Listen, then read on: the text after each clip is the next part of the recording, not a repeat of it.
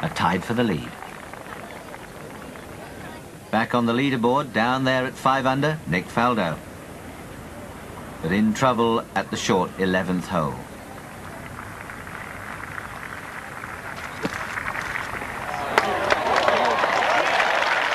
Plays a very fine shot indeed. Well, 76 yesterday, but going well today, and once more looking as if he's going to be Britain's best in this year's championship. At the top, Baker Finch's heroics are sadly over. And a double bogey at the 6th confirms it. Watkins, who began the day 7 off the pace, is attempting what seems impossible. Langer struggles on the greens. But both still lurk, waiting for Watson and or Ballesteros to crack. Around the loop of holes at the far end of the links come significant developments. Ballesteros at the par 3, 8th.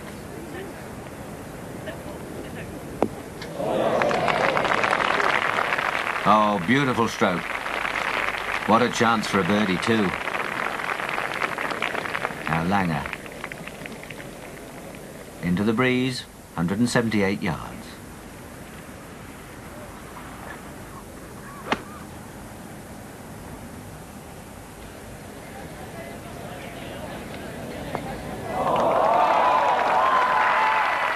Also a superb tee shot. Langer had a few putting problems early on. And in fact, as we look at him lining up this putt, we see he's gone to the reverse grip.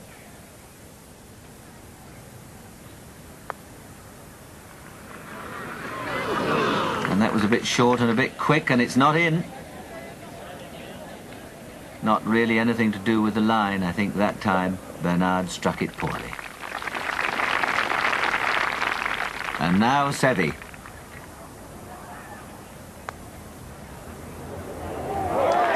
No mistake at all. And Seve takes the lead, possibly for the first time since he won the championship back in 1979 at Royal Lytham. And down there at 6 under, Greg Norman playing well ahead of the others. Here at the 18th, the final hole. A marvellous round going for him today.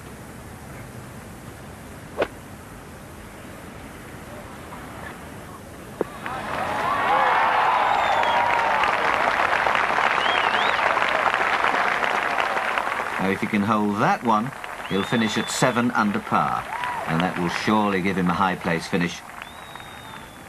This for a 66th. Oh, clumsy.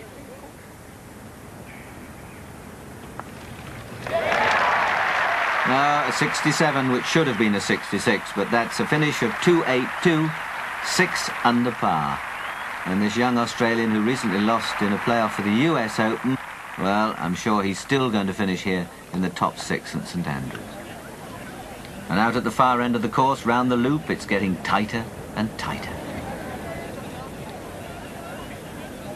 This is the par 3 11th, 172 yards with a deep bunker named Strath lying across the front of the green as the players pitch up to it.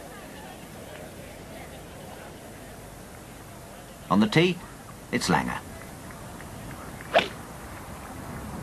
Just birdied the 10th, as indeed did Lanny Watkins.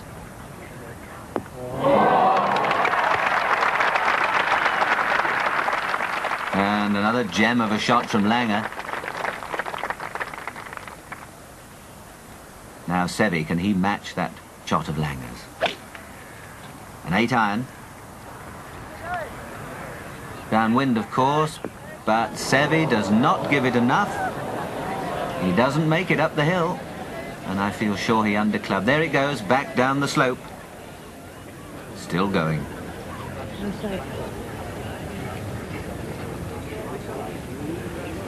What's he going to do? Is he going to putt it, chip it? Try and use the slopes. He putts it. Look how long it takes to get up, but is it going to make it? Only just.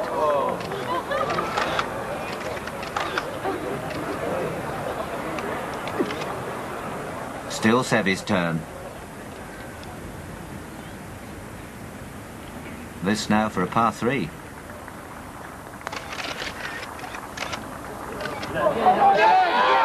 Oh, tried hard, but that's a 4, a 1 over par 4, and that must be, well, must go down as a costly error.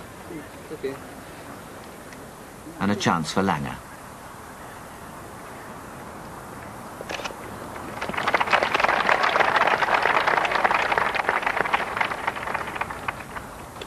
This for a 2.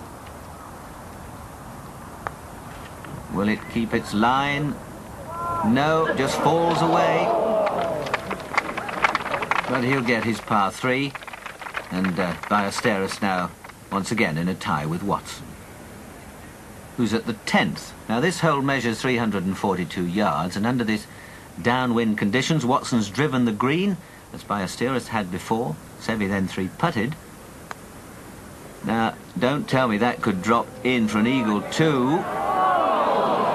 No, but it's a certain birdie 3, and how quickly the fortunes of golf can change. Minutes ago, Ballesteros was riding high, leading Watson by 1. Now suddenly, he's 1 behind. Second shot to the 12th.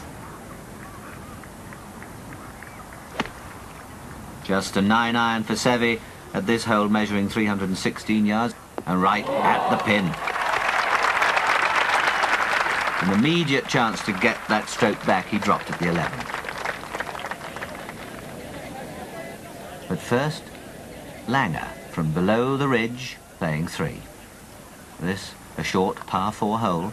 The wind is freshening though against and across the players on the homeward route.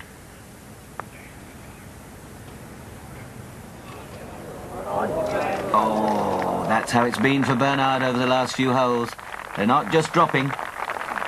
That's a par 4.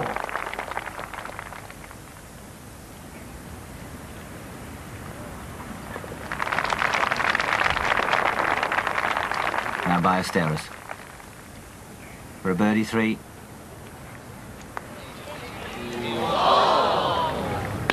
And that really could be disaster for the young Spaniard. A real chance gone a-begging.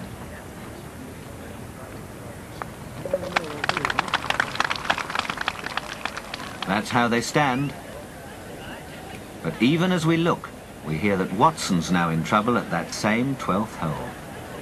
A rather over-ambitious, if not too wild a drive, has put him into the bushes. It's unplayable. He's got to pick a spot where he can drop it. It's going to cost him a penalty stroke, and he'll be playing 3. I really don't know what Watson's thinking was here with a driver.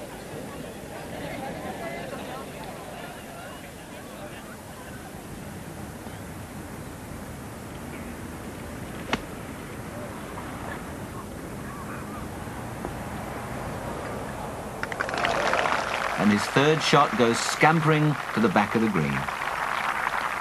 Well, a long putt now for Watson, if he's going to salvage a par 4, and that's asking a lot. I wonder what his thoughts are.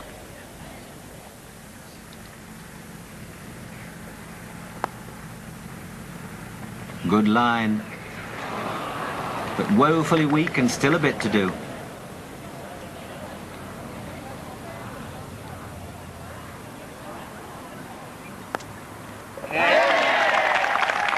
A 5 for Watson, where he should really have got a 4. And would you believe it?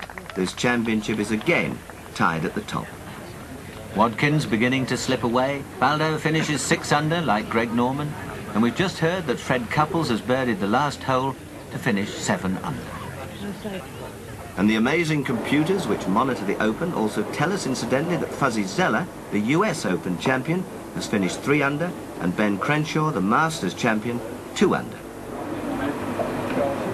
Now back out on the course, what a situation. Watson with a putt for a birdie at the 13th, Ballesteros with a putt for a birdie at the 14th. Watson first.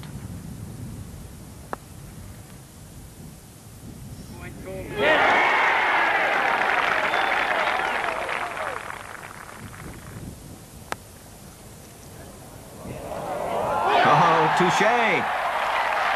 Would you credit it? 2 putts, 2 birdies, still tied.